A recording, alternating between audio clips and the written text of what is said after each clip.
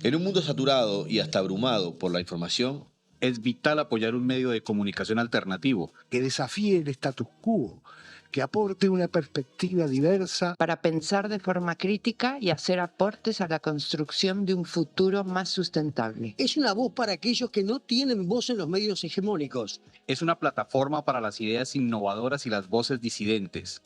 Apoyar a Caras y Caretas es fomentar la libertad de expresión y la diversidad informativa.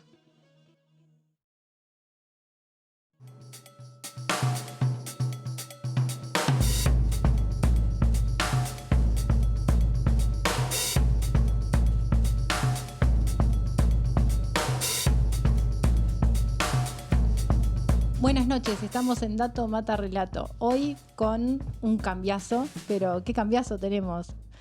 Está rara Julieta Zidane hoy. Bienvenido Mateo Villa, Dato Mata Relato. ¿Cómo estás? ¿cómo le va? ¿Anda bien? Muy bien, por suerte. Acá en un nuevo podcast de economía, pero queríamos invitarte para charlar un poco de economía, de política, de sociedad, en un programa para analizar un rato algunos temas de la realidad uruguaya. Sí. Por lo menos 3 temas que están ahí, que no tienen mucho que ver, pero que son importantes. Y después, en una segunda parte, te invitamos a analizar la situación económica, social y política de la Argentina a 4 meses de gobierno de Milei, con un tremendo invitado que tenemos, de esos, aparte, binacionales. Bien. Uruguayo de nacimiento y argentino por adopción. O algo así. Eso así, sí. Sí, bueno, bien. ¿Quién es? Víctor Hugo Morales. Sí. Bueno, muy bien. Muchísimas gracias, estimada María, por la invitación. Bueno, nosotros Esperemos estar a la altura o a un poquitito por abajo de Julieta. Se extraña Julieta, pero Obvio. bueno, ya va a estar en los próximos programas. Pero bueno, un poco la idea... Que no, lo mismo, la belleza de una con lo que Dios le ha dado. Pará, porque sí, para que ¿No? Julieta esté escuchando, ¿vos vas a venir a China con Dato Mata Relato, como dice Julieta? ¿A ¿Estás dónde? armando un viaje a China? No. O sea, podría ir perfectamente, me sumo. Leo va... Leo también va. Leo también bien. va. No sabemos en qué año, ni cómo va a estar la situación geopolítica del mundo, pero bueno, Pero ya siempre está va a armado. ser muy atractivo ir ahí, ¿no? Sí, es más, el programa pasado Sí. habló en chino, ¿Quién? Julieta. Ujú. No sabemos si esto... Está bien. Ponele que haya aprendido. Ponele que aprendió. Y el programa pasado tuvimos un programa que duró 2 horas, así que los que no lo escucharon, prepárense. Ujú. Duró 2 horas y que hablamos del plebiscito de la seguridad social y del tema de la tasa de mortalidad infantil y el desmantelamiento que se está dando en los servicios públicos y que están reflejados ya hoy en datos importantísimos en los niveles de vida de la población. Así que, bueno, esa es un poco la situación. Sí, lo vi y me parecieron además muy buenas las exposiciones, tanto de Miguel Fernández Galeano, que estuvo, como de Sergio Somarúa, ¿no? De Sintep, que también, con la profundidad que lo caracteriza, puso sobre la mesa los datos estos que estabas comentando. Como tenemos tremendo invitado, Sí. yo quería invitarte rápidamente a un pantallazo. Estuvimos hablando de esto de la tasa de mortalidad infantil, ¿viste? Y el tema del aumento de los niveles de pobreza, que todavía se discuten, se miran los títulos, pero hablamos mucho en estas semanas de lo que son los análisis de las dimensiones de la pobreza, de las medidas de la pobreza. Y la pobreza en Uruguay está en datos tremendos porque se mantienen estructurales, pero tampoco porque las políticas están acompañando este empobrecimiento tremendo de la población. Pero además, lo otro que tenemos es que se discute si 1 punto, si 2 puntos, si es significativo, pero en realidad tenemos un aumento de la tasa de mortalidad infantil, que es tremendo, con un desmantelamiento de los servicios públicos, lo analizamos en profundidad, creo que vale la pena escuchar el programa. Hay un artículo que yo escribí el otro día que salió en la revista sobre eso. Me acuerdo que aparte vos que estabas en la revista me dijiste, vamos con eso. Sí. No hay discusión. Después está el tema del aumento enorme de la desigualdad, que es otra contracara que todos los analistas salimos fuertemente a decirlo, y después de otros indicadores de bienestar. Pero falta mucho ahora hablar de qué está pasando a nivel de las políticas públicas en Uruguay para que se dé estos datos tremendos que todavía se agudizan enormemente en los niños, ¿no? Esto de la infantilización de la pobreza, ¿no? Que Uruguay tenga estos datos teniendo 3.400.000 personas, con todos bien medidos, con la posibilidad de llegar a todo el territorio, es tremendo. Entonces, a mí me interesaba, en plena campaña electoral, que se está hablando mucho de propuestas, de los programas, de los candidatos, que de un lado a otro se dicen si hay o no hay programa, decir, bueno, lo que tenemos que hablar ahora es de propuestas, de medidas, de qué es lo que se está haciendo, qué es lo que no se está... Y bueno, un poco el enfoque que nosotros hicimos del programa fue la semana pasada fue ese, pero bueno, queremos como invitar a eso, a seguir reflexionando sobre la necesidad de exigir a nivel político y a nivel de los analistas a profundizar un poquito más sobre el tema de las políticas públicas. Sí, yo creo que es una percepción personal, entiendo que es compartida por mucha gente, obviamente, y otros no lo compartirán, otros y otras, pero lo que sucede a nivel social en el Uruguay hoy es consecuencia de políticas, como lo que sucedió antes era consecuencia de políticas. No es que de repente pasó algo, digamos, desde que sucedió la pandemia, siempre hay una cuestión de excusas. Pandemia, sequía. Siempre es cuestión de excusas. Sí, evidentemente hubo una repercusión social de la pandemia, no aquí en el Uruguay solamente, sino en todo el mundo, pero no puede ser que eso sirva para explicar todos los datos malos que está teniendo el Uruguay, la cantidad de fracasos enormes, fracasos por llamarlo de alguna manera, o sea, el aumento de la pobreza, el aumento de la pobreza infantil, el aumento de la mortalidad infantil, el deterioro de una serie de indicadores a nivel social es fácilmente perceptible, digamos, cualquiera que va por la calle, en Montevideo por lo menos, pero también esto se replica en el interior, ve las consecuencias sociales del abandono de las políticas sociales, digamos, en beneficio de la grande mayoría, llamémosla así. No es casual, digamos, no es tan brutal como en otros países, quizás, porque uno ve a veces los números en el Uruguay, claro, para nosotros nos parece que el incremento del 30% de la pobreza, póngale en los últimos 4 años, o del 20%, es enorme. Claro, si uno lo compara con otras realidades de otros países, de América Latina, para hablar del barrio, digamos, quizás no estemos, claro, uno lo ve con cierta complacencia de alguna manera o indulgencia lo que pasa en el Uruguay o digamos, de cierta manera positivamente porque tenemos una pobreza del 10 o 11% y en otros países es del 40, 50, X. Pero venimos del 8, ¿no? Llegamos a un poco menos del 8. Claro, bueno, exactamente, pero se ha incrementado mucho y los indicadores sociales más próximos a las poblaciones, digamos, o a la situación social del Uruguay más con mayor tipo de emergencia, digamos, se han deteriorado muchísimo. Eso es, digamos, cualquiera lo puede ver. A mí me parece que es momento de... Siempre la campaña electoral se presta para este tipo de cosas porque va a haber, obviamente, muchas propuestas. Hay algunas ya plasmadas en negro sobre blanco, digamos, escritas en papeles, y hay otras que se irán elaborando. Me imagino yo que todo el mundo tendrá la intención de mejorar las condiciones de vida de la mayoría de la población. Lo que pasa es que los resultados de las políticas de algunas políticas tienen algunas consecuencias y si uno toma otros caminos tienen otras consecuencias. No es una cuestión de maldad, de bondad, si yo soy bueno, si yo soy malo. Es una cuestión de prioridades, de enfoques. Es una cuestión de prioridades, de enfoques, de a quién se protege más y a quién se protege menos. Eso es lo que estamos viendo, me imagino Cada yo. decisión de política pública tiene ganadores, perdedores, Y ganancias y tiene- costos, y bueno, Y algunos las suponer que pagan. esto no es así, además, perdonada María, pero siempre también hay como un discurso público que se supone que está bien aceptado, aunque yo creo que no, de decir, bueno, no, en realidad son consecuencias que no queríamos. No es que no querían. El problema es que las cosas tienen consecuencias. Digamos, si yo tiro el teléfono al piso, o sea, si lo dejo, abro mis dedos o mis manos y Es como cuando cae el teléfono, digamos, la gravedad va a pasar. No es que puede eventualmente pasar otra cosa. Sí, si vos querés hacer un ajuste fiscal Ujú. y haces reducción de gastos, si lo haces en determinadas áreas, y bueno, hay gente que se va a ver directamente afectada. Si vos haces un ajuste fiscal y sacás policlínicas y sacás recursos a la educación y haces recortes, bueno, hay determinada población que se va a ver directamente afectada. Y eso es lo que está pasando hoy. Por eso nos parecía como bien importante ir un poquito más allá de los datos, dejarnos de discutir si son los pobres 350.000, 358.000, 360.000. El tema de la infantilización de la pobreza no es un dato aislado, decir, bueno, hay 168.000, 165.000 niños pobres. Además, tenemos un país con baja tasa de natalidad, los que nacen en peores condiciones y eso se proyecta, pero aparte se da en toda la escala de los menores de edad, lo cual es tremendo, con pocas alternativas. Entonces, cuando se mira un poco la campaña, hay algunos candidatos que han sido, o precandidatos, perdón, que han sido mucho más sensibles y que lo plantean, lo analizan, aportan ideas o aportan enfoques, uno puede estar más o menos de acuerdo, y otros que lo pasan de alto. Y después hay muchas cosas que se largan por el anuncio, el tema impositivo, que siempre está presente, Sí.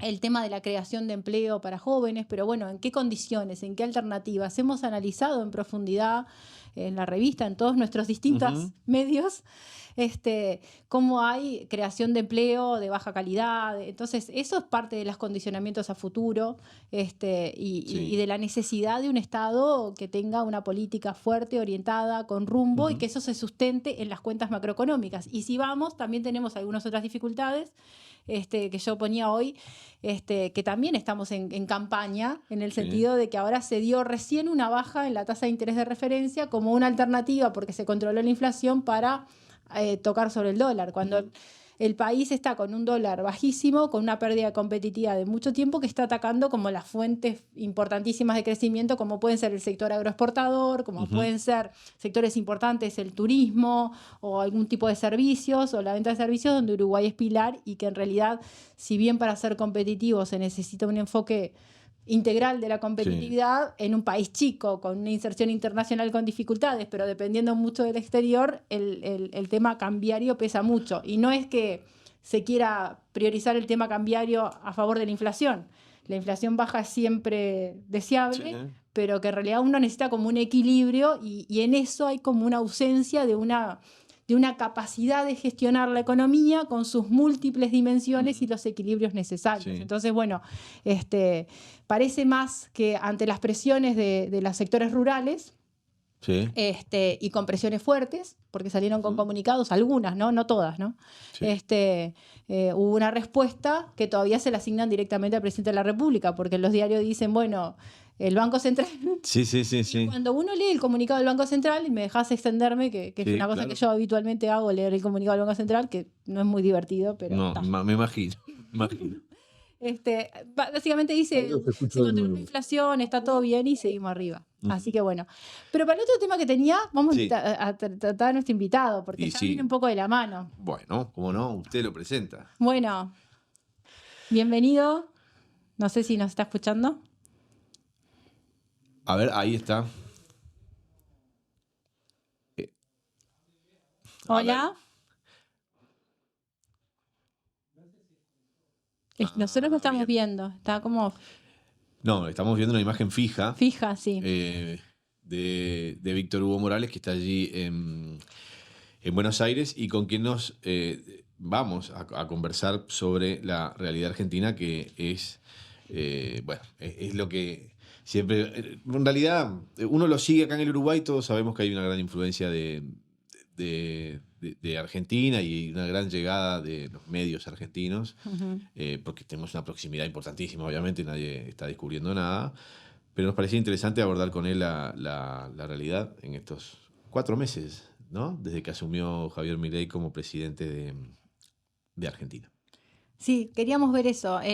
Cuando hace un mes, cuando pasaron los primeros 3 meses de gobierno, si uno revisa los titulares de la prensa, dice los 3 meses de gobierno, los primeros 3 meses, y tenían mucho impacto porque eran bastante significativos con los anuncios de medidas. Pasó un mes más y la cosa se empeora.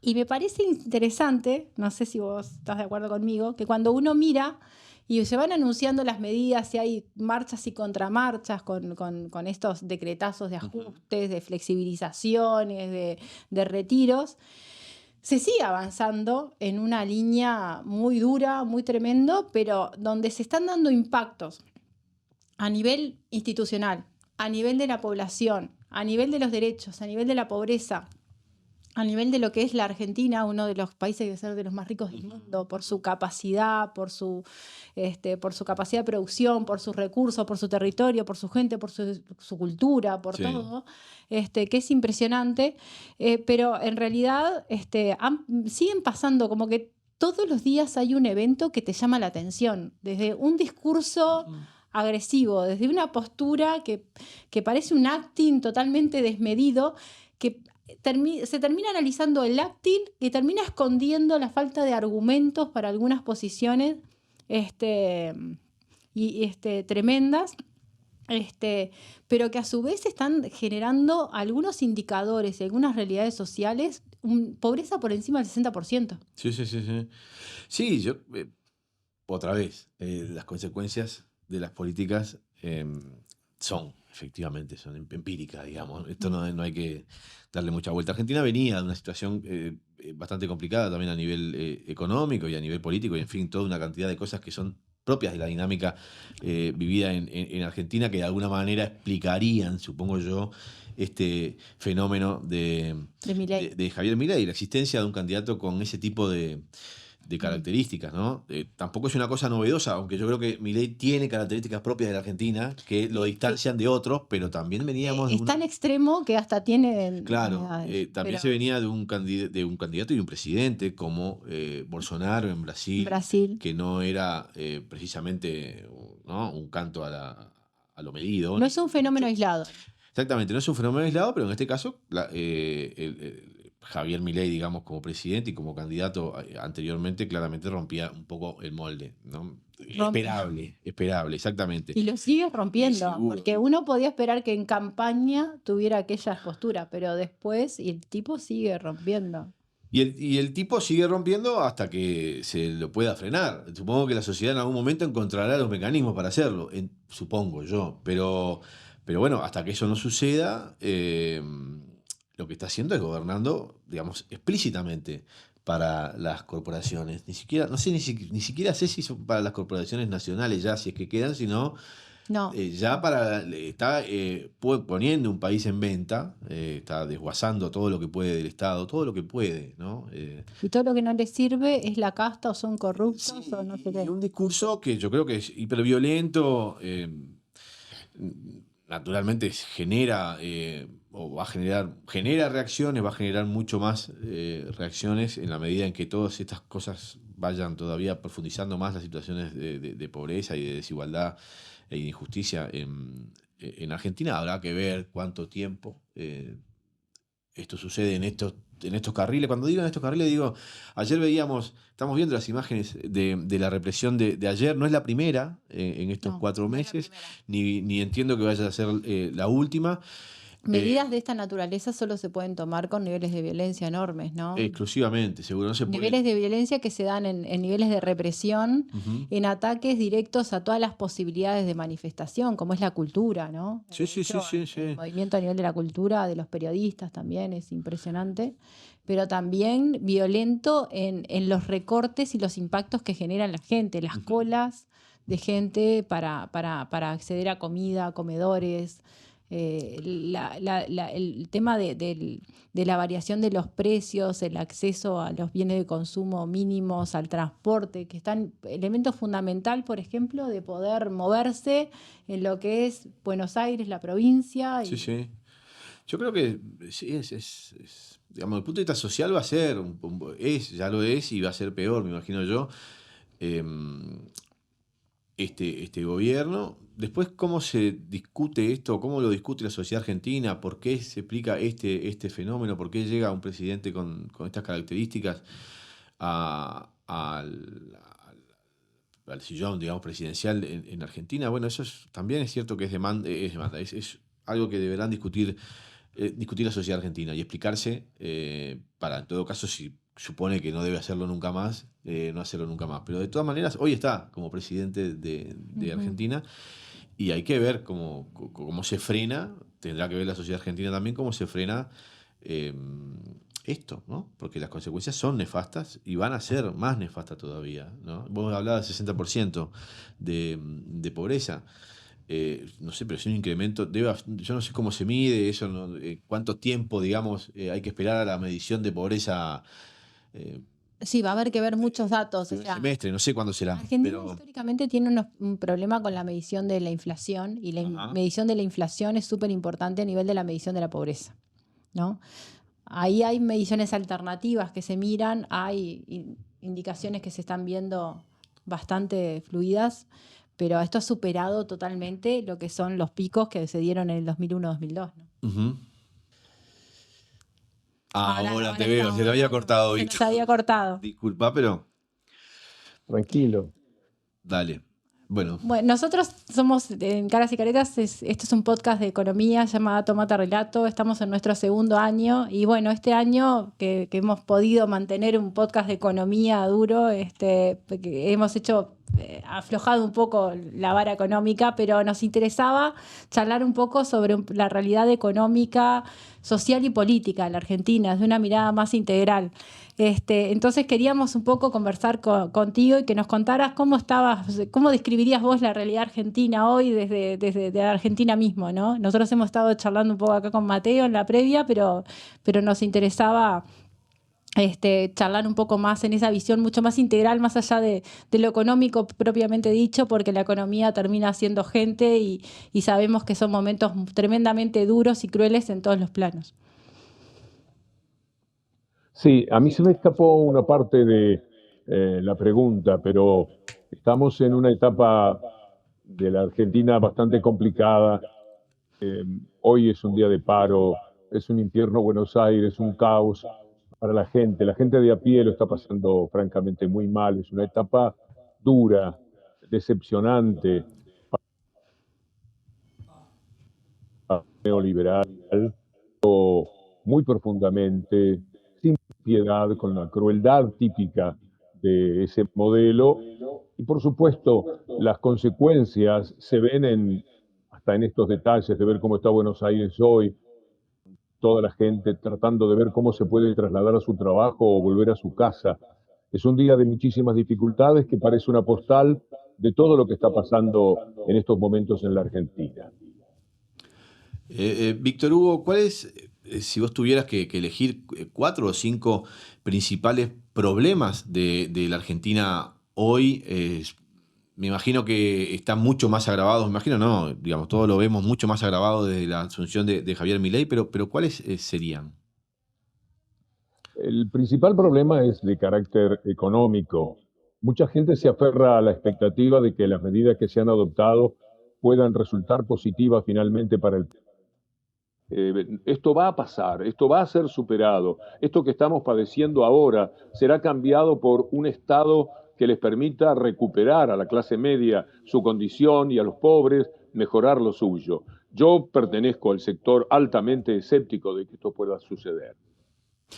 Uno, si revisa la prensa y hace un panorama, por ejemplo, en informes económicos y demás, veía el mes pasado, el anterior, los festejos por el déficit fiscal, ¿no? Entonces, era una situación tan ridícula, es decir, el costo de este déficit fiscal tiene una contracara tan tremenda y después con medidas ridículas que uno ve, como fue, por ejemplo, el pago de los jubilados en cuotas. Porque uno piensa lo que cuesta financieramente, lo que cuesta administrativamente, pero capaz que había una intención política atrás, porque cuando uno analiza cómo se dividió, era un poco el salario y el aumento, entonces era una forma de decir, bueno, en la próxima ya saco esta parte, ¿no? No sé, uno a veces hasta no le encuentra ni queriéndose analizar desde el fundamento más económico la ridiculez de algunas medidas o la falta de todo tipo de sensibilidad, ¿no? Porque ante cualquier justificación siempre termina siendo un ataque sin fundamento, un acting que hasta bloquea cualquier posibilidad de análisis un poco más crítico, más allá de lo que tenemos una posición mucho más formada, ¿no? Sí, los jubilados han sido víctimas directas e inmediatas de lo que aquí ha ocurrido, porque los jubilados son, para los que no quieren el Estado, para los que no piensan en una sociedad inclusiva, para los que pregonan el neoliberalismo, el individualismo, etcétera, que por otra parte en lo humano arrastra hacia un egoísmo muy fuerte en la sociedad. Los jubilados son un gasto que llega casi al 50% de lo que el país tiene que invertir. Y ellos no quieren a los jubilados, no quieren los jubilados de la moratoria, no quieren salarios altos para los jubilados, porque ahí está la principal plata que ellos quieren recolectar para pagar la brutal deuda que Macri acentuó de una forma bestial para todos los argentinos. Y ahora hay que pagarla al Fondo Monetario Internacional.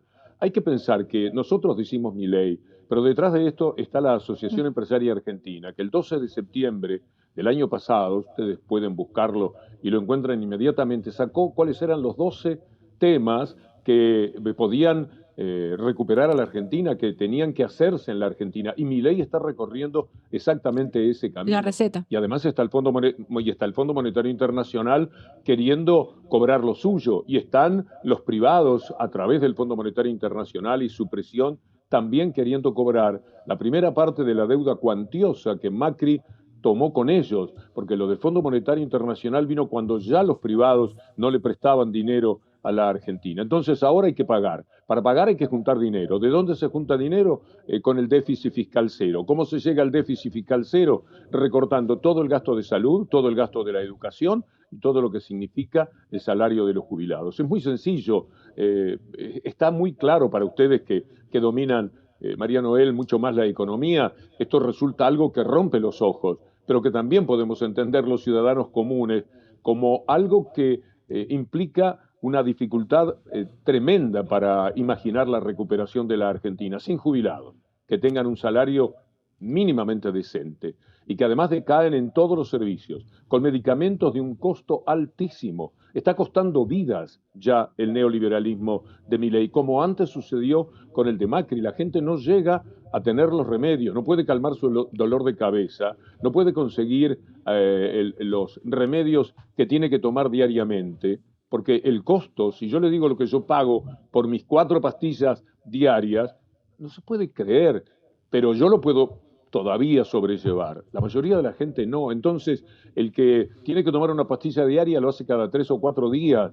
Tiene que administrar la economía jugando con su propia salud. Esto es lo que pasa hoy en la Argentina.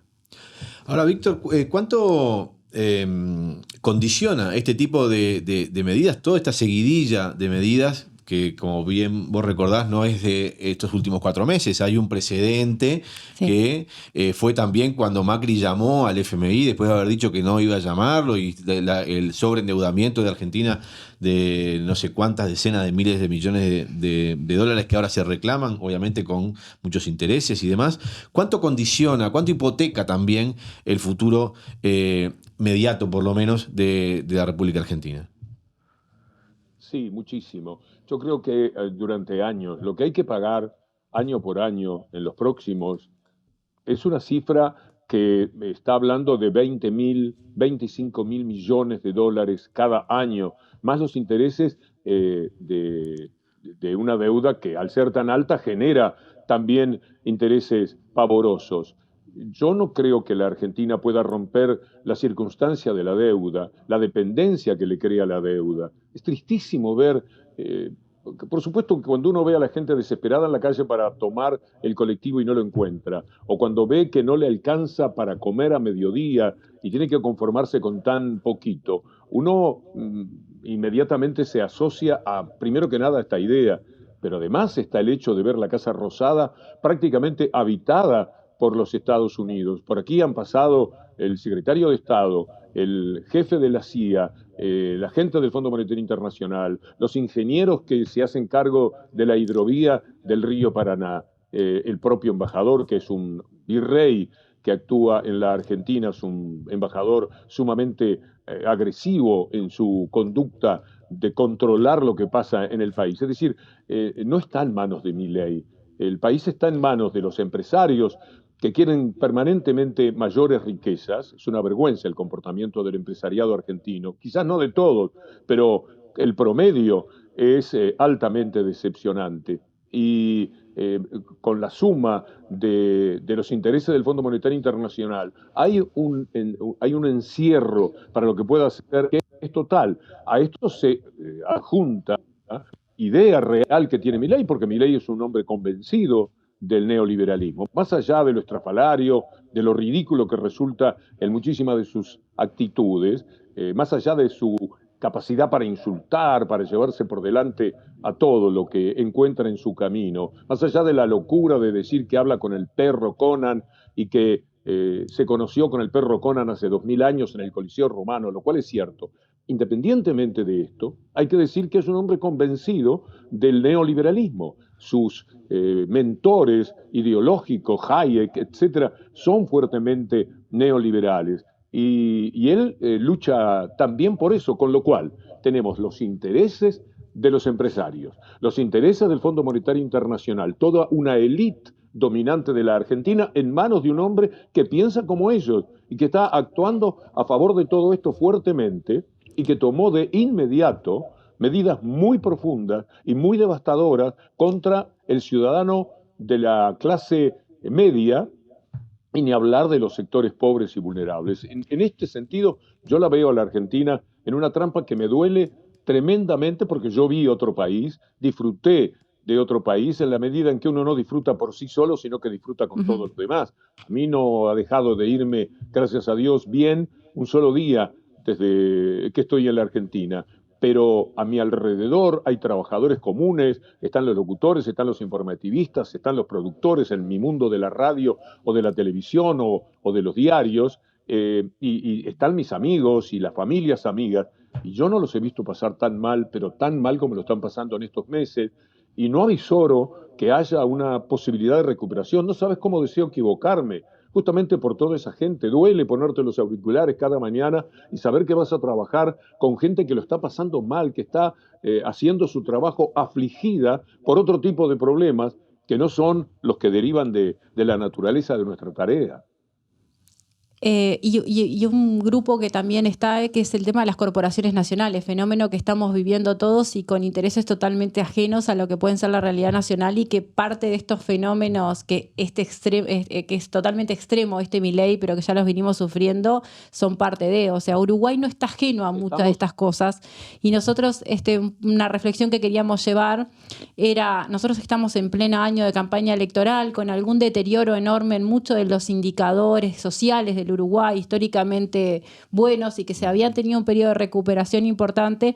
Nosotros estamos en Uruguay con un aumento de la pobreza, con una infantilización de la pobreza enorme, con un aumento de la tasa de mortalidad infantil, con problemas fuertes en términos de competitividad, con aumento enormemente en la concentración en sectores claves a través de corporaciones nacionales, y con falta de rumbo en plenas elecciones.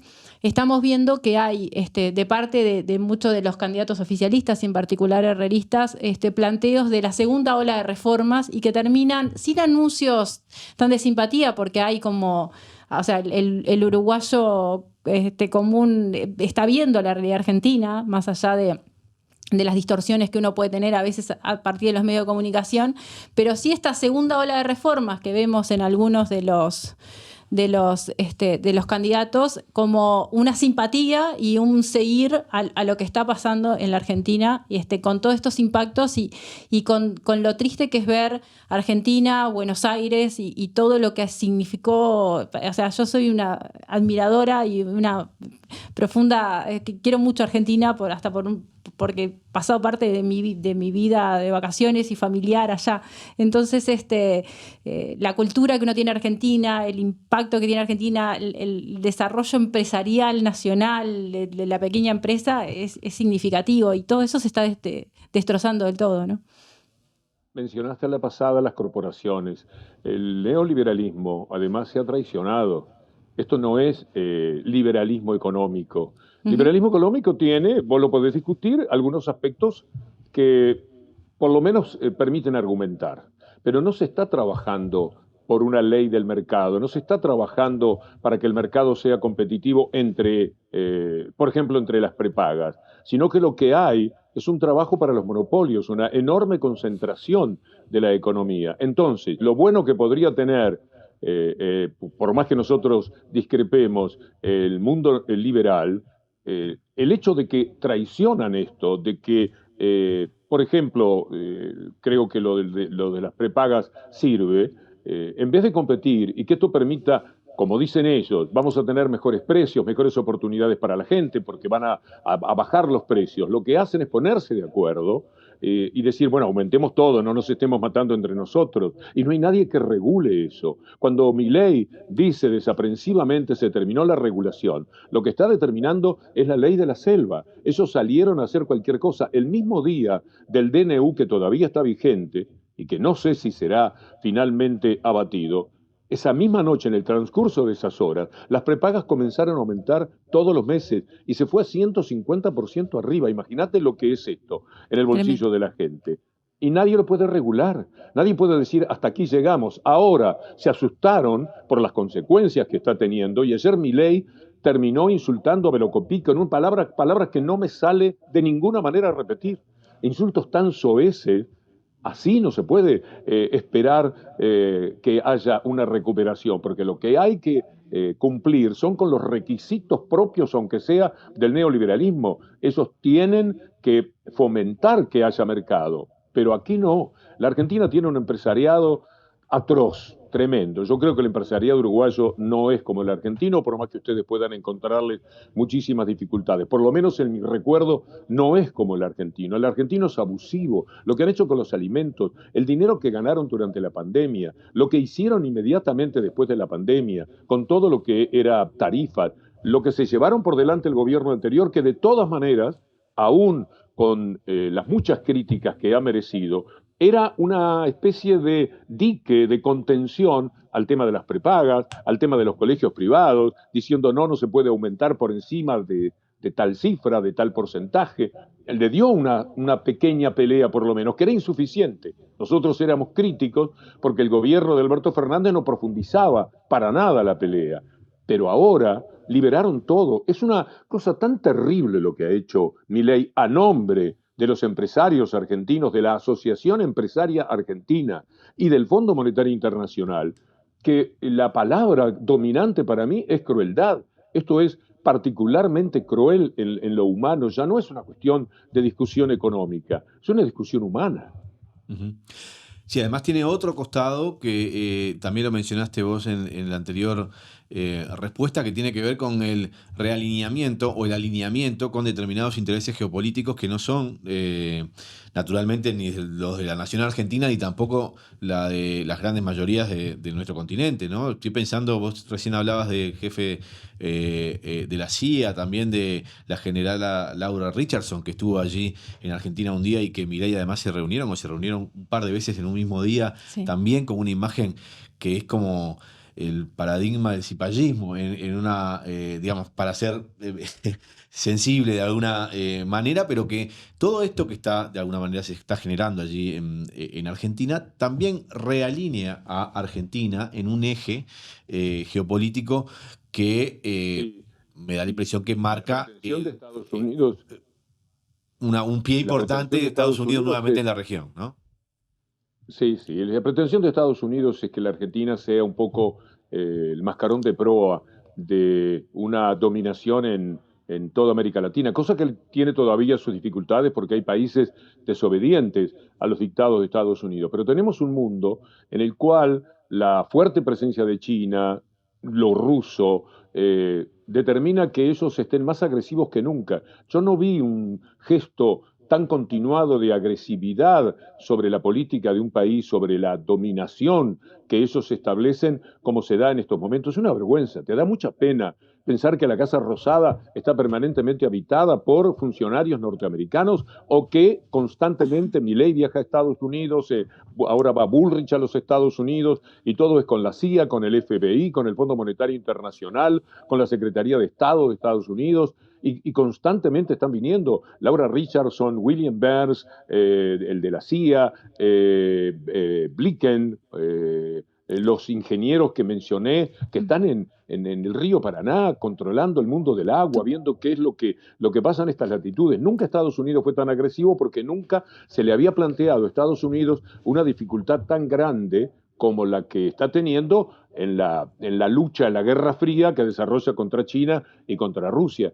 Vos fíjate que si Estados Unidos ha tenido poder para llevarse por delante a Europa, poniendo a la OTAN a sus pies para propiciar una guerra que es una de las mayores vergüenzas, desde la vergüenza de la guerra en Irak, esto de Ucrania, es una de las cosas más atroces que se les pueden haber ocurrido por una cuestión geopolítica. Bueno, si llegan a esto, a gastar lo que están invirtiendo en la guerra de Ucrania, a fortalecer a la OTAN como lo hacen para tenerla mejor a su servicio, imagínate nuestros países, que siempre han estado con gobiernos de derecha, sobre todo, muy controlables para los Estados Unidos, lo que ahora pasa en la Argentina. Y esos, además de lo económico, quieren ese dominio geopolítico. Y en lo económico, lo que sucede es muy simple. Con los gobiernos de izquierda, con todos sus defectos, son gobiernos igualitarios, son gobiernos que recuperan a los países, que hacen clase media. Vos hacés clase media y lamentablemente este es el drama de la política de izquierda. Generás inclusión, incluís a la gente, la ponés en la clase media y luego esa clase media se vuelve más exigente y se traiciona y vota a la derecha. La vota durante 4 años. Durante 4 años en cada uno de los países, sea Chile, sea la Argentina, y por lo que ustedes me están diciendo con la autoridad que corresponde, lo que pasa en Uruguay, es una consecuencia lógica. Los neoliberales vienen y toman la mayor parte de renta posible para los sectores dominantes. La izquierda viene después y trata de poner las cosas en condiciones, porque las derechas no resisten luego periodos demasiado largos, porque hacen un desastre, porque se llevan las mejores posibilidades de la gente por delante. Y otra vez vendrá la izquierda, en la Argentina, en Chile, en distintos lugares, con Lula, para procurar hacer un mundo capitalista, porque de eso no se puede salir, pero un poco más vivible. Entonces, estamos en un círculo permanente, en un ida y vuelta, liberalismo que destruye, sectores de izquierda que reconstruyen, porque esta es una verdad indisputable en el mundo de la política y de la economía. Pero vos fijate lo difícil que es que si vos generás bienestar desde las izquierdas, ese bienestar luego te juega en contra. Juega a favor de los reclamos de la derecha frente a la inconformidad de esa clase media que surgió a ese lugar gracias al gobierno de izquierda. No sé si se entiende este giro de contrasentidos permanente que trato de explicar. Bueno, lo vivimos acá también, ¿no? Sí, sí, Fue por parte supuesto. de Está bien, digo, es lo que sucede. Aquí, como en Argentina, cuando ganó Macri, no iba a mejorar lo que se supone que se había hecho mal, o algunos costados que de alguna manera se habían hecho, bueno, habían sido defectuosos, pero iba a conservar las grandes líneas que habían permitido que Argentina saliera del desastre económico que venía bueno, cuando la crisis del 2001 y 2001. Y en el Uruguay el discurso fue exactamente el mismo, ¿no? Vamos a mejorar los ribetes un poco más complicados, pero se van a mantener las políticas que permitieron la redistribución, que permitieron que el Uruguay pasara del famoso 40% de pobreza al 8%, que se hubieran mejorado los distintos indicadores sociales que, digo, por otra parte, le valieron al Uruguay estar en sitiales realmente admirados, por lo menos para los organismos internacionales que valoran las políticas públicas de este continente al menos. Y nosotros estábamos un poco marcando el desarme que se está dando en políticas sociales importantísimas, ¿no? O sea, esto de que nosotros afirmábamos, se veía ahora el aumento de la tasa de mortalidad infantil, sin ir mucho más a los indicadores de pobreza, pero tenía que ver, y nosotros hicimos un programa la semana pasada donde analizábamos en profundidad todos los servicios públicos y de salud que se venían retirando de lugares estratégicos que son los territorios donde nacen más niños, que son los lugares más pobres. Entonces, es consecuencia inmediata de un retiro del Estado de áreas fundamentales donde se requiere. Y esto, bueno, esto es en gran escala. Ahora, con esto del posicionamiento geopolítico que termina teniendo la Argentina, ¿no? Que van desde las afirmaciones en los discursos, las visitas. Tú en una columna lo ponías muy bien, de que el embajador de Estados Unidos le falta solo mudarse a la Casa Rosada y si no lo hace es porque le quedan más cómodos sus oficinas. En definitiva, termina siendo hacer los deberes de corporaciones, de los intereses de Estados Unidos, que van a terminar de alguna forma condicionando enormemente la Argentina y limitando a futuro a un país que necesita de otros socios fundamentales, totalmente opuesto a lo que está haciendo Lula, que se posiciona no solamente con mucha firmeza, con mucha dignidad, pero que se está además recuperando el respeto del mundo entero de lo que está haciendo Brasil, por ejemplo, a nivel de las cumbres internacionales, y no a través de estas payasadas que terminan siendo tremendamente nocivas y que son parte de una ideología de pocos, y que uno hasta le cuesta llegar al fundamento, ¿no? Sí, sí. Fíjense que en el mismo día o en las mismas horas en las cuales el pueblo se pregunta qué troley hay que tomar para volver, en este caso, porque no tiene El tema de la movilidad en Buenos Aires es tremenda, ¿no?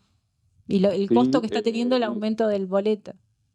Claro, pero hoy además por el paro que tiene que ver con toda esta situación económica, en tanto el argentino no puede entrar a los supermercados sin escandalizarse, en fin, mientras muchas personas están renunciando a la prepaga, que desde el punto de vista cultural ustedes saben lo fuerte que es para los sectores medios, ni hablar de los sectores de los ricos en la República Argentina, el presidente está en Estados Unidos recibiendo un premio, un título de embajador de la luz. Traten ustedes de explicar de qué luz estamos hablando, qué es ese título que él va a buscar. Va a Estados Unidos a eso, para de paso mendigar algún encuentro con alguien importante, que puede ser Trump o el propio presidente de los Estados Unidos, al que no tiene ni la mínima llegada, ni por delicadeza, aprovechando que está allí lo llaman. Y después se va a Dinamarca. ¿A qué? A comprar 24 aviones F-16, que son de los Estados Unidos, que tienen los dinamarqueses,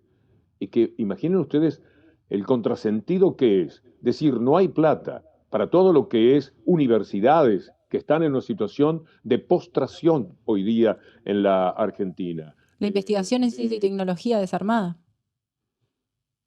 Todo se ha desarmado. ¿Por qué no hay plata? Y mientras tanto se compran 24 aviones F-16, ¿para qué? Para congraciarse con los Estados Unidos, para ser un buen comprador de los Estados Unidos. Es un chipallismo que resulta intolerable, de verdad que se sufre mucho. Yo estoy hablando con ustedes de una manera casi contenida, porque, qué sé yo, tenemos la obligación de cuidar un poco el lenguaje y el tono de aquello que se dice para que resulte más aprobable, más creíble, pero hay una indignación muy fuerte en toda la gente con la que yo trato, es decir, y ni hablar en los que tenemos una responsabilidad en los medios de comunicación, porque no se puede admitir esto que les estoy diciendo. Se vive con naturalidad. ¿Qué está haciendo este hombre en Miami, embajador de la luz, en Dinamarca, comprando aviones? ¿Para qué? Mientras invierte un dinero de cientos de millones de dólares, escaseando como él dice que escasea el dinero aquí, quitándole a los jubilados lo que les ha quitado. Un despojo mínimamente del 20 o 25% de ese salario, mientras por otra parte la inflación, que es el caballito de batalla, es la zanahoria que le colocan a la gente, no cae a los niveles que ellos pretenden. Posiblemente con el tiempo, dado que la gente no puede comprar, dado que no pueden vender, sí, el que no vende nada empezará a bajar un poco los precios. Pero el costo es altísimo y mientras tanto la realidad es que tenemos más inflación que el año pasado, cuando Milei se ufana de estar bajando la inflación. Está bajando la inflación que él mismo catapultó con las medidas que tomó cuando inició el gobierno. Ahí se fue la inflación al 25. El año pasado, a esta altura, claro, están los medios de comunicación jugando como juegan. En enero, en febrero, en marzo, la inflación era 5, 6, 7%. Solamente 2 meses del año pasado estuvieron por encima del 10, agosto y noviembre. Agosto, que es el mes de las PASO, con una fuerte influencia de los medios y de las redes, y lo llevaron a 12. Cuando él llega, lanza esta inflación al 25%, entonces sí, la bajó a 20, la bajó 15, por ahora supongamos que la puede bajar, ellos dicen a 10, supongamos que sí, yo creo que va a ser 11 o 12, de acuerdo, yo no sé, solamente sé leer y creer en determinado tipo de informaciones, pero seguimos altísimo, el doble de lo que en marzo del año pasado tuvo de inflación la República Argentina.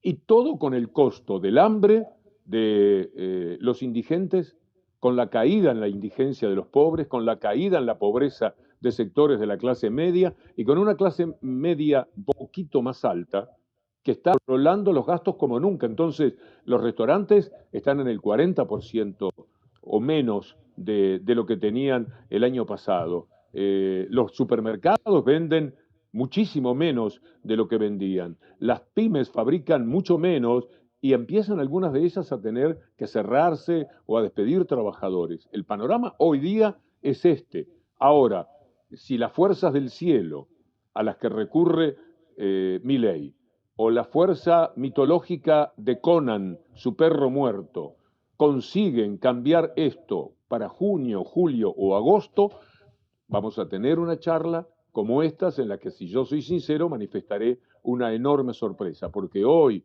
en el comienzo de abril del cuarto mes, y cumplidos 4 meses de gobierno de Milei, con toda franqueza no alcanzo a divisar un horizonte que no esté nublado, que no sea amenazante para la vida de los argentinos.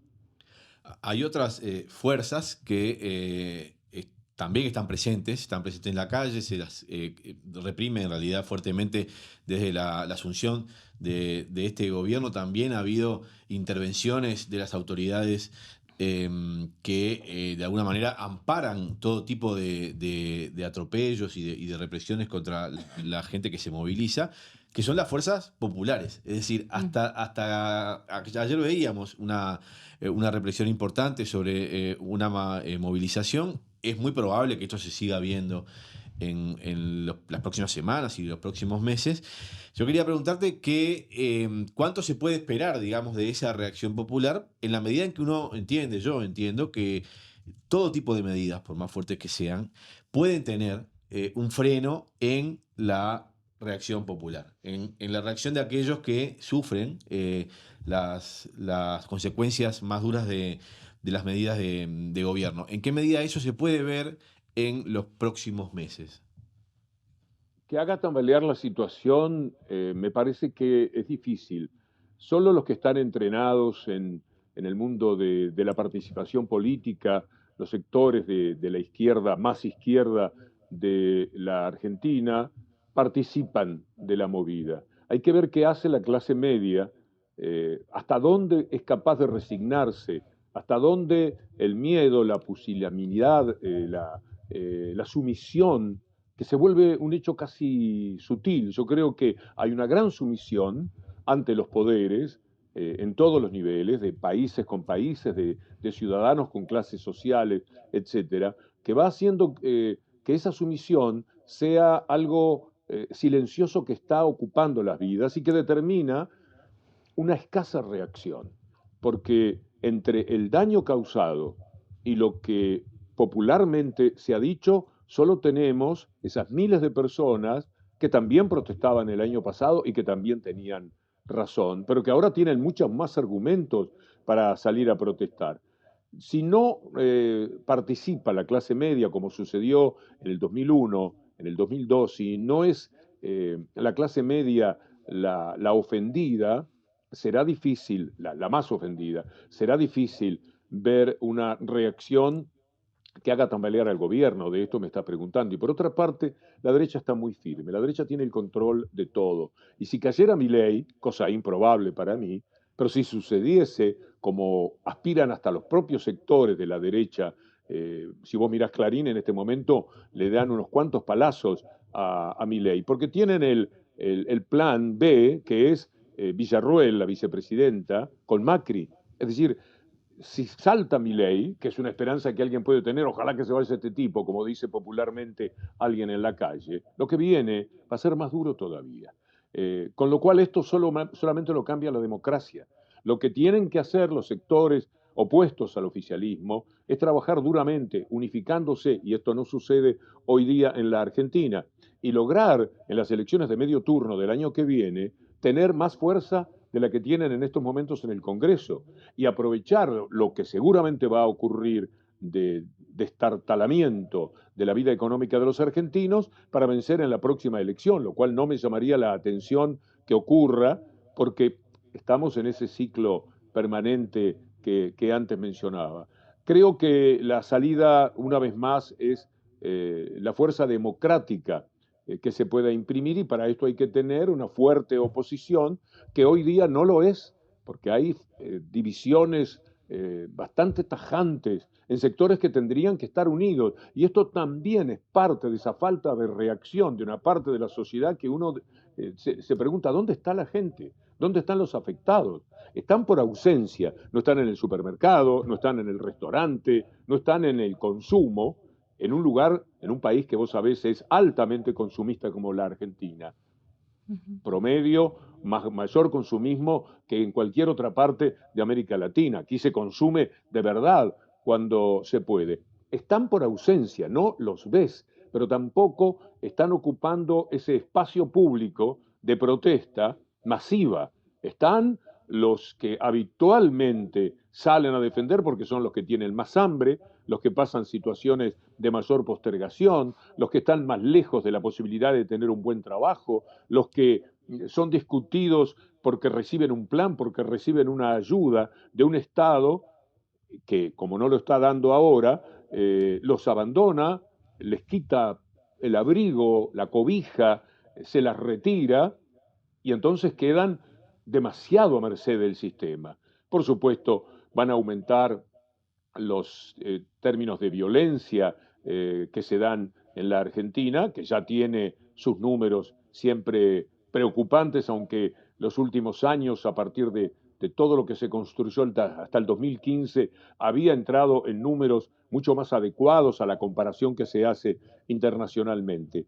Pero quizás es un poco larga la respuesta, porque estoy buscando un camino de esperanza en todo lo que digo, y la esperanza es la protesta masiva, democrática de la gente, y esto, si vos me preguntás si lo avisoro, te digo que no hay indicios de que esto pueda ocurrir. Tendrá que ser más profundo todavía el perjuicio para la clase media para que aparezcan esos sectores. Mientras sean los pobres los que protestan en un mundo muy clasista como el de la Argentina, seguirán siendo mirados por encima del hombro y serán espectadores de las matanzas que van a hacer a través, que se ven por televisión, que están haciendo. Lo de ayer fue atroz. Ustedes habrán visto imágenes terribles de la represión que se dio, porque es lo que hace el neoliberalismo. Se prepara para hambrear a la gente y luego castigar a la gente que protesta por esa hambruna que le toca padecer.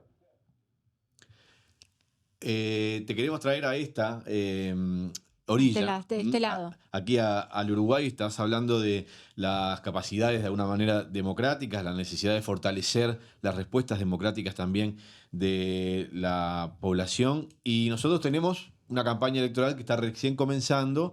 Hay elecciones en octubre de este año para elegir un nuevo poder ejecutivo, un nuevo presidente, octubre y noviembre eventualmente si hay segunda vuelta. Hay antes, en el mes de junio, elecciones internas. Estamos en plena campaña porque las elecciones internas definen mucho, porque definen los candidatos y bueno, de alguna forma perfilan. Y bueno, estamos en un momento donde se están largando los candidatos a hablar con una campaña muy distorsionada por las coyunturas políticas y anuncios, pero nos interesa mucho tu visión de un paralelismo, ¿no?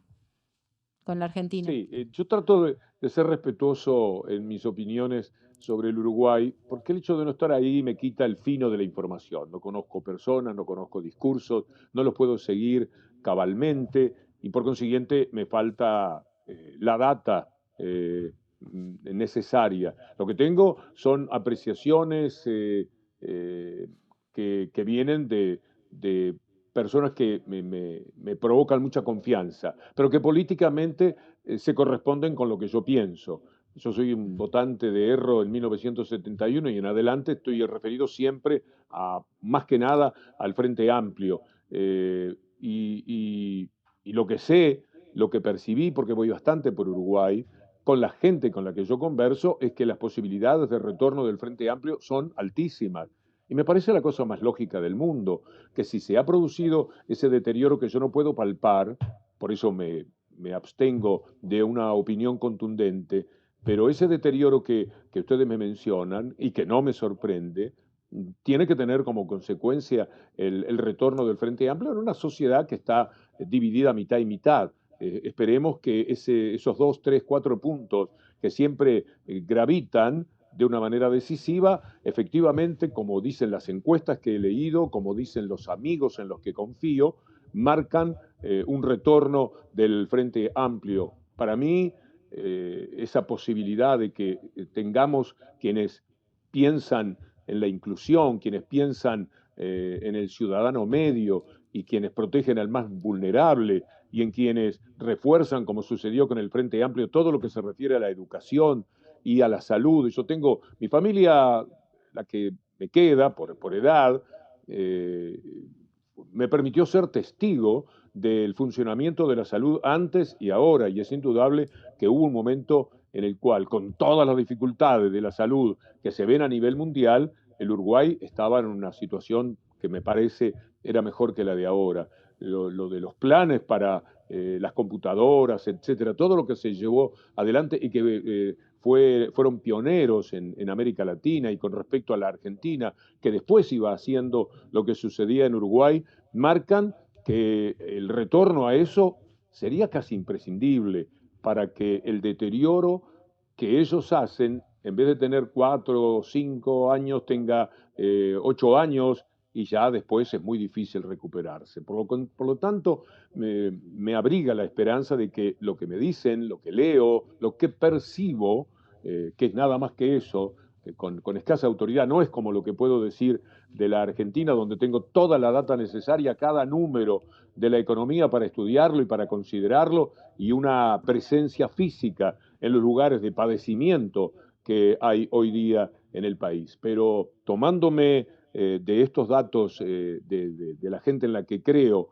y de las encuestas que se reciben aquí, me permito ser muy optimista de que este año otra vez retorna un gobierno de carácter popular, de izquierda, comprometido con la inclusión. Yo no puedo creer que en un mundo devastado por el neoliberalismo, por el capitalismo, no haya una mayoría en cada país que pretenda que ese capitalismo sea por lo menos menos salvaje, que sea un poco más humano, que se acerque a lo que llamamos el estado de bienestar, aquel a la europea, que estaba a mitad de camino entre el comunismo y el capitalismo, y que por eso mismo, para que la gente no cayera en el comunismo, tenía un Estado que tomaba decisiones que se correspondían con las ideas de izquierda. Eso fue abatido, me da la impresión, y ya no podemos hablar prácticamente en ninguna parte de Europa, no en toda Europa, pero en la mayor parte de Europa no podemos hablar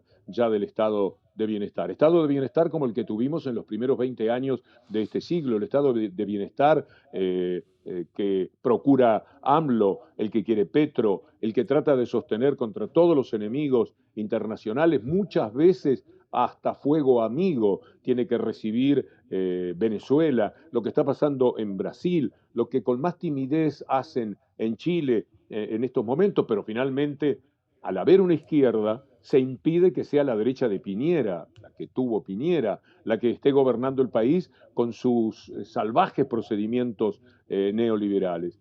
En consecuencia, la expectativa es positiva y que se pueda reconstruir poco a poco esa América que con Chávez, con los Kirchner, con Lula, con el Frente Amplio,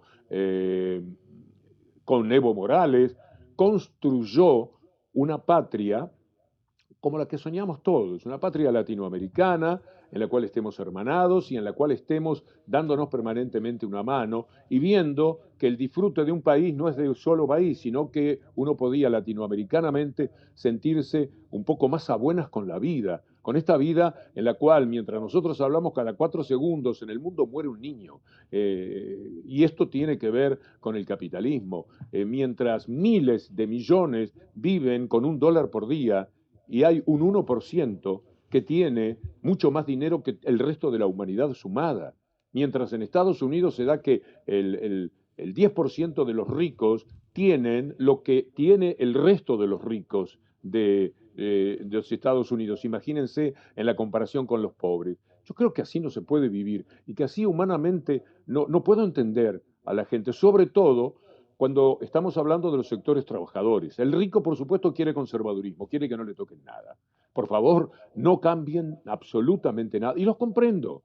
Pero los sectores populares, los sectores del trabajo, los que necesitan del Estado, los que encuentran esa protección, los que encuentran esa mano tibia y amistosa del Estado, que no defiendan eso, es el hecho más curioso. Y esto marca el gran triunfo cultural que ha tenido el capitalismo, como para que sumándose a los ricos estén los sectores medios aquellos a los que nosotros pertenecemos, dándole la espalda a sus propios intereses, en nombre de principios que jamás van a encontrar de verdad en las derechas que se proclaman principistas y honestas, porque no son honestas, porque no tienen principios y porque lo único que destaca de sus vidas es una avaricia tan pero tan grande, en términos relativos en algunos casos. Yo puedo hablar de la avaricia de los empresarios argentinos, no tiene límite, humanamente son despreciables, no todos, pero al promedio sí funciona de esa manera, con una cooptación muy fuerte de la justicia, de los medios de comunicación y de los patrones económicos. Y con eso fortalecen su victoria cultural. Esa victoria cultural determina que un trabajador vote contra sí mismo, vote contra sus intereses, vote contra la idea colectiva. Yo sé lo que es una cooperativa, porque es de lo único que se hablaba en mi casa. Mi madre decía, tengo que ir a la cooperativa, me dijeron en la cooperativa, me traía las zapatillas de la cooperativa. ¿Cómo no voy a creer en la inclusión? ¿Cómo no voy a creer en el Estado si el Estado me educó, el Estado me mudé a la casa de mis abuelos unos años porque me tenía que dar una inyección porque tenía crecimiento demasiado a una cuadra del hospital para ir todos los días de mi vida al hospital, que me atendía como si fuera un rey, educado con los lápices y con los papeles que me daba el Estado y con los libros que me daba el Estado y los profesores que me ponía el Estado en una etapa en la que había una educación pública maravillosa. Yo no sé cómo está ese aspecto hoy día. Entonces, de este origen, aunque mi vida cambió, enhorabuena que lo esté diciendo, en cuanto a los parámetros económicos, yo no puedo apartarme de lo que ese origen está marcándome. Y no entiendo al hombre que, siendo de mi mismo origen, es capaz de votar en contra suyo, que es como votar en contra del padre que está jubilado, en contra del hijo que busca trabajo, en contra del chiquilín que tiene que estudiar de la mejor manera posible y no tener que ir a un colegio privado porque el colegio público ha sido devastado. Esta es un poco una respuesta demasiado larga. Les pido disculpas, pero es un tema que naturalmente me apasiona. Te agradecemos enormemente. Creo que nos quedamos con estas palabras porque no tenemos, yo por lo menos no me queda más nada que agregar. Para mí un orgullo, un honor de poder haber hecho este programa. La verdad que creo que es mutuo. Es una gran admiradora. Bueno, sí. Y ojalá que podamos repetirlo. Sí, claro. Supongo que no habrá problema. Ya, nos comprometimos. Conmigo cuentan. A mí me encanta estar en contacto con Uruguay, con Caras y Caretas, que quiero, por motivos hasta personales, quiero muchísimo a la familia Grille, a la que respeto tanto. Mi saludo también para Leandro y para tu papá, para tu mamá, para toda la gente, para tus hermanos, para Carlos. ¿Cómo está Carlos? ¿Bien? Está muy bien, sí. Está demasiado bien. Es ahí el problema. Bueno, que se cuide. Muchas gracias, María Noel, por este clima para la nota. Les pido disculpas. Estamos hablando de temas que impiden esa respuesta breve, un poco de ping-pong, que a veces en los reportajes es deseable, pero creo que ustedes lo comprenden también. Así que es un poco la idea. Hemos construido así este programa. Hemos construido un programa donde no cortamos, donde buscamos este clima y donde un poco la idea es llevar un poco más a la reflexión. Y bueno, empezamos con análisis más duros económicos, pero ahora entendemos que la economía tiene mucho de esto y queremos llegarle a la gente con esto. Por eso hasta el título Dato Mata Relato. Y bueno, seguir profundizando nos desafía mucho esta realidad, ¿no? Nos complejiza mucho. Y bueno, no somos neutrales en nuestros análisis, pero sí tratamos de desplegar mucho en lo que están significando los números, en lo que está significando sobre la gente. Y nos parecía que tratar el tema de Argentina, bueno, la verdad que te agradecemos mucho porque nos has dado una visión muy cercana, muy integral, muy humana y muy bueno desde la calidez de esta casa. Todo Así dicho. que, bueno, muchísimas gracias. Llámenme con cualquier disparador que les parezca, porque a veces periodísticamente hay cosas concretas de las que se puede hablar. Fue un tono más general, pero hay muchas veces algo que sucede y que si me quieren llamar, a mí me encanta, como les decía, estar en contacto con Yo lo dejo Uruguay, anotado. Sí. Yo lo dejo anotado, aparte lo sigo siempre. Tengo tiempo por las tardes como ocurrió y y con mucho gusto estaré conversando. Les mando un fuerte abrazo, mi saludo para todos los que estén viendo este programa con todo mi corazón. Muchísimas gracias, te Muchísima mandamos suerte. un fuerte abrazo y estamos en contacto. Bueno, esto fue Dato Mata Relato. Seguimos el próximo lunes. Seguí el próximo lunes. ¿No vas a volver? Bueno, no sé, si usted me invita, yo vuelvo, pero. Vos estás siempre invitado, tenés que Bueno. estar acá, analizando bastante. Está bien, está bien. Voy a ver. No, estoy cuando vos me digas, yo estoy, exactamente. Bueno, nos estamos yendo, nos vemos el próximo lunes. Muchísimas gracias. Chau, chau.